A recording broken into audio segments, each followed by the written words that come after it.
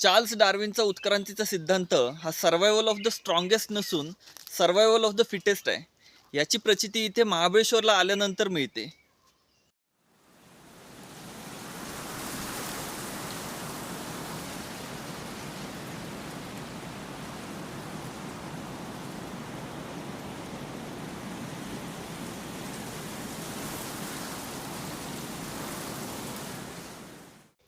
महाबळेश्वरची उंची ही जवळपास 1400 मीटर आहे. इतक्या उंचावरती सोसाट्याचा वारा असणं ही साहजिकच गोष्ट आहे. आत्ता आपण ज्या जंगलात आहोत, माझ्या पाठी बघताय, हे पूर्णपणे मॅच्युअर्ड जंगल आहे. आणि जंगलातल्या झाडांवरती जर तुम्ही बघितलं तर त्या ठिकाणी मॉस, फर्न्स अशा सगळ्या गोष्टी दिसत आहेत.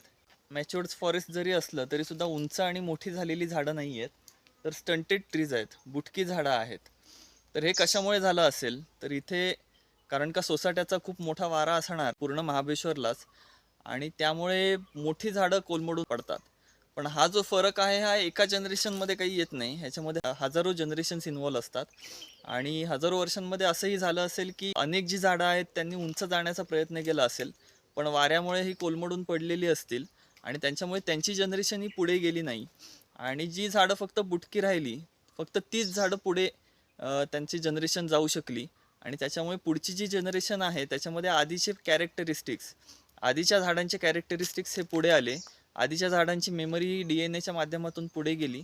आणि त्यामुळे आत्ता आपल्याला महाबळेश्वरमध्ये मिळणारी ही सगळी झाडं, हे सगळं जंगल, हे सगळं बुटक्या उंचीचंच आहे.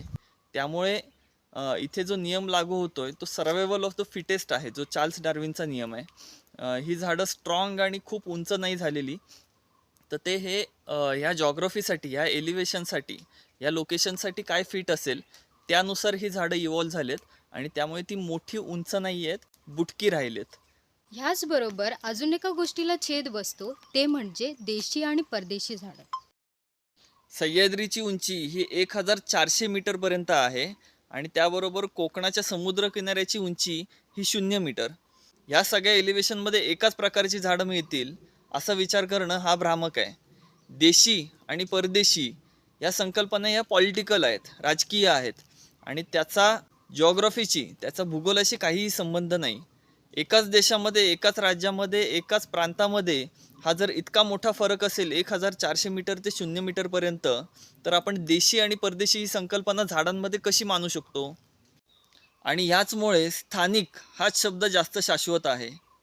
स्थानिक प्रकारची झाडं लावताना पंचक्रोशी आणि दशक्रोशीमध्ये कोणत्या प्रकारचं जंगल आहे त्याची नक्कल आपल्या जमिनीवरती करणं हेच जास्त योग्य ठरेल.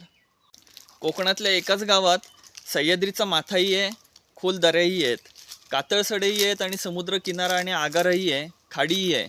त्यामुळे झाडं लावताना आणि जंगल उभं करताना ही सगळी भौगोलिक परिस्थिती गृहीत धरणं हे अत्यंत गरजेचं आहे.